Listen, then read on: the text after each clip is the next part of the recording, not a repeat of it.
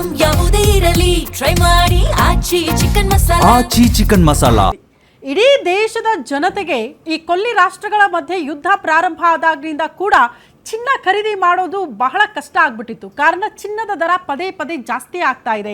ಚಿನ್ನ ಕೊಳ್ಳೋದಕ್ಕೆ ಸಕಾಲ ಅಲ್ಲ, ದಯವಿಟ್ಟು ಯಾರು ಕೂಡ ಚಿನ್ನ ತಗೊಳ್ಬೇಡಿ ಅಂತ.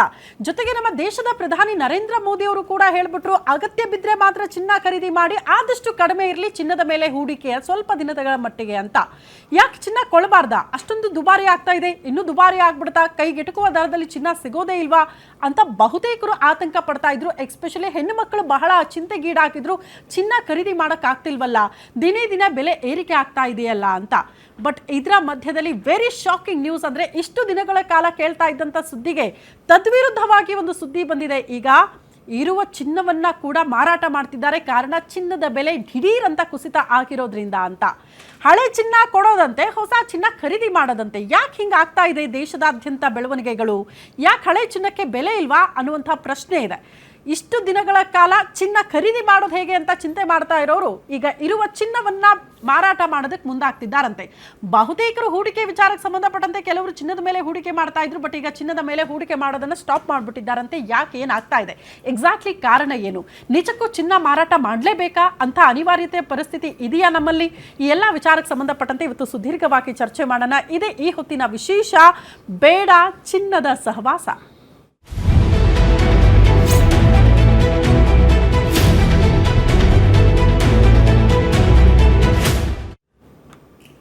ಚಿನ್ನದ ಸಹವಾಸ ಕೆಲವೊಂದ್ಸಾರಿ ರೇಟ್ ಜಾಸ್ತಿ ಆದ್ರೂ ಬೇಡ ಅನ್ಸುತ್ತೆ, ರೇಟ್ ಕಡಿಮೆ ಆದ್ರೂ ಕೂಡ ಬೇಡ ಅನ್ನುವಂಥ ಪರಿಸ್ಥಿತಿನ ಅನ್ನೋದನ್ನ ನಾವು ಪ್ರಶ್ನೆ ಮಾಡಬೇಕಾಗಿದೆ. ಯಾಕೆ ಹಿಂಗೆ ಚಿನ್ನದ ಬೆಲೆ ದಿಢೀರ್ ಕುಸಿತ ಆಗುವುದಕ್ಕೆ ಕಾರಣ ಏನು? ಚಿನ್ನ ಯಾಕೆ ಮಾರಾಟ ಹೆಚ್ಚಾಗಿ ಆಗ್ತಾ ಇದೆ? ಇರುವ ಚಿನ್ನವನ್ನ ಕೊಡುವ ಮನಸ್ಸು ಯಾಕೆ ಜನ ಮಾಡ್ತಿದ್ದಾರೆ? ಹೊಸ ಚಿನ್ನವನ್ನ ಖರೀದಿ ಮಾಡ್ತಿದ್ದಾರೆ, ಬಟ್ ಹಳೆ ಚಿನ್ನ ಬೇಡ ಅಂತಿದ್ದಾರೆ. ಕಾರಣ ಏನು? ಅದರಲ್ಲಿ ವ್ಯತ್ಯಾಸ ಏನು? ಇಂಥ ಹಲವು ಪ್ರಶ್ನೆಗಳು ಜನಸಾಮಾನ್ಯರನ್ನ ಕಾಡ್ತಾ ಇದೆ. ಅದಕ್ಕೆ ಸಂಬಂಧಪಟ್ಟಂತ ಒಂದು ಬ್ರೇಕಿಂಗ್ ಅಪ್ಡೇಟ್ ಕೂಡ ಇದೆ. ಮಧ್ಯಪ್ರಾಚ್ಯದಲ್ಲಿ ಯುದ್ಧ ನಡೀತಾ ಇದೆ. ಚಿನ್ನದ ಬೆಲೆ ಭಾರಿ ಪ್ರಮಾಣದಲ್ಲಿ ಇಳಿಕೆ ಕಂಡಿದೆ. ಬಂಗಾರದ ಬೆಲೆ ಇಳಿತಾ ಇದ್ದಂತೆ ಹಳೆ ಚಿನ್ನದ ಮಾರಾಟ ಕೂಡ ಹೆಚ್ಚಾಗ್ಬಿಟ್ಟಿದೆ. ರೇಟ್ ಇನ್ನಷ್ಟು ಇಳಿಯುವ ಭಯ ಇದೆಯಂತೆ ಜನರಿಗೆ. ಹಂಗಾಗಿ ಚಿನ್ನ ಮಾರ್ತಿದ್ದಾರಾ? ಜಸ್ಟ್ 3 ತಿಂಗಳಲ್ಲಿ 50 ಟನ್ ಹಳೆಯ ಚಿನ್ನ ಮಾರಾಟ ಆಗಿದೆಯಂತೆ. ಕಳೆದ ವರ್ಷಕ್ಕೆ ಹೋಲಿಕೆ ಮಾಡಿದ್ರೆ -43% ಚಿನ್ನ ಮಾರಾಟ ಆಗಿದೆಯಂತೆ. ಚಿನ್ನಾಭರಣ ಮಾರಿ ಹೊಸ ಚಿನ್ನ ಖರೀದಿ ಮಾಡುವ ಮನಸ್ಸು ಯಾಕೆ ಮಾಡ್ತಿದ್ದಾರೆ ಜನ? ಈಗಾಗಲೇ ಮಾರಾಟ ಮಾಡಿದ್ರೆ ಲಾಭ ಹೆಚ್ಚು ಸಿಗುತ್ತೆ ಅನ್ನುವಂಥ ಚಿಂತನೆಯಲ್ಲಿ ಜನ ಇದ್ದಾರ. ಬೇಡ ಚಿನ್ನದ ಸಹವಾಸ ಅಂತಿದ್ದಾರ ಭಾರತೀಯರು. ಯಾಕೆ, ಏನಾಗ್ತಾ ಇದೆ? ಅಸಲಿ ಕಾರಣ ಏನು? ಮಧ್ಯಪ್ರಾಚ್ಯದ ಯುದ್ಧನೇ ಕಾರಣನಾ? ಚಿನ್ನದ ಬೆಲೆ ಇಳಿಕೆ ಆಗಿರೋದು ಕಾರಣನಾ? ಹಾಗಾದ್ರೆ ಹೊಸ ಚಿನ್ನ ಯಾಕೆ ಖರೀದಿ ಮಾಡ್ತಿದ್ದಾರೆ? ಇದು ಕೂಡ ಪ್ರಶ್ನೆ ಇರೋದು. ಇದ್ರ ಬಗ್ಗೆ ಎಕ್ಸ್ಪರ್ಟ್ಸ್ನ ಇವತ್ತು ಮಾತನಾಡ್ಸೋಣ.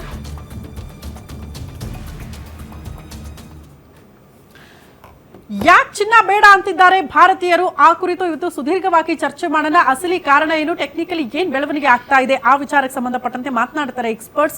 ನಮ್ಮ ಜೊತೆಗೆ ರಾಜ್ಯ ಜ್ಯುವೆಲರಿ ಅಸೋಸಿಯೇಷನ್ ನ ಖಜಾಂಚಿ ಆದಂತಹ ರವಿಕುಮಾರ್ ಬಿವಿ ಸರ್ ಇದ್ದಾರೆ. ಸರ್ ನಮಸ್ತೆ, ಕಾರ್ಯಕ್ರಮಕ್ಕೆ ಆತ್ಮೀಯ ಸ್ವಾಗತ. ನಿವೃತ್ತ bank manager MK Krishna sir ಕೂಡ ಜಾಯ್ನ್ ಆಗಿದ್ದಾರೆ. ಸರ್ ನಮಸ್ತೆ, ಕಾರ್ಯಕ್ರಮಕ್ಕೆ ಆತ್ಮೀಯ ಸ್ವಾಗತ. ಗೃಹಿಣಿ ಮಾನ್ವಿತೆ ಅವರು ಕೂಡ ನಮ್ಮ ಜೊತೆಗೆ ಜಾಯ್ನ್ ಆಗಿದ್ದಾರೆ. ಮೇಡಮ್ ನಮಸ್ತೆ, ಕಾರ್ಯಕ್ರಮಕ್ಕೆ ಆತ್ಮೀಯ ಸ್ವಾಗತ. ಮೇಡಮ್, ಚಿನ್ನ ಬೇಕಾ ಬೇಡವಾ? ಬೇಕು ಬೇಕು ಬೇಕೇ ಬೇಕು. ಬಟ್ ಆದ್ರೂ ಕೂಡ ಯಾಕೆ ಮಾರಾಟ ಮಾಡ್ತಿದ್ದಾರೆ ಅಂತ ಜನ? ಅದು ಆಕ್ಚುಲಿ ನೋಡಿ, ಅನಾದಿ ಕಾಲದಿಂದಾನು ಹೆಣ್ಮಕ್ಳು ಚಿನ್ನ ಬೆಳ್ಳಿ ಬಂಗಾರ ಹೆಣ್ಣಿಗೆ ಶೃಂಗಾರ ಅಂತ. ಬೆಳ್ಳಿ ಬಂಗಾರ ಅನ್ನೋದು ತಗೊಂಡ್ಲೇಬೇಕು. ಆದ್ರೆ ತಗೊಂಡಿದ್ದು ಹಾಗೆ ಇರಲ್ವಲ್ಲ. ಯೂಸ್ ಮಾಡ್ತಾ ಮಾಡ್ತಾ ಸವಿಯುತ್ತೆ, ಮುರಿಯುತ್ತೆ.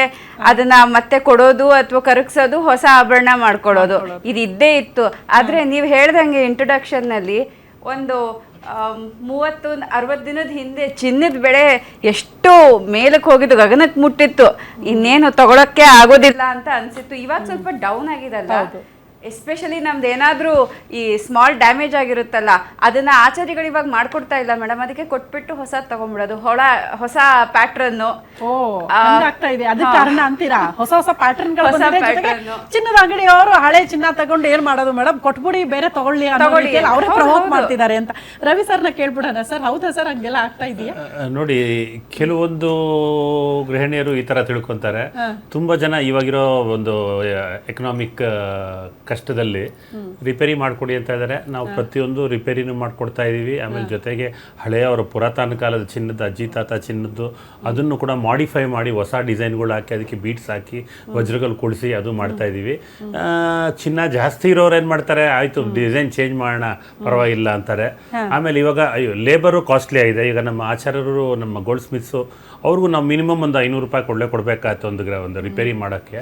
ಕೆಲವರು ಅದನ್ನು ಉಳ್ಸಕ್ಕೆ ಹೋಗಿ ಏನು ಮಾಡ್ತಾರೆ ಅಂದರೆ ಮತ್ತೆ ರಿವರ್ಸ್ ಮಾಡ್ತಾರೆ. ಅದು ಮಾಡೋದಲ್ಲಿ ಅವ್ರಿಗೆ ಹೆಣ್ಮಕ್ಳಿಗೆ ತುಂಬ ಲಾಸ್ ಆಗುತ್ತೆ. ಅದರಲ್ಲಿ ಮಿನಿಮಮ್ 10 to 20% ಲಾಸ್ ಆಗುತ್ತೆ ಅದರಲ್ಲಿ. ನಿಮಗೆ ಒಂದ್ಸಲಿ ಕೊಟ್ಟು ಮತ್ತೆ ತೊಗೊಂಡ್ರೆ ಅದಕ್ಕಿಂತ ಉಳಿಸ್ಕೊಬೋದು. ನಿಮ್ಮ ಡಿಸೈನ್ ತುಂಬಾ ಸಮಾಧಾನ ಇಲ್ಲ, ನನಗಿದು ತುಂಬ ವರ್ಷ ಹಾಕ್ಬಿಟ್ಟಿದ್ದೀನಿ, ಹೊಸ ಬೇಕು, ಹೊಸ ಲೇಟೆಸ್ಟ್ ಡಿಸೈನ್ ಬೇಕು ಅಂದರೆ ಆ ಟ್ರೆಂಡ್ ಇದ್ದರೆ ಮಾತ್ರ ಅದನ್ನು ಚೇಂಜ್ ಮಾಡ್ಬೋದು ಅಂತ.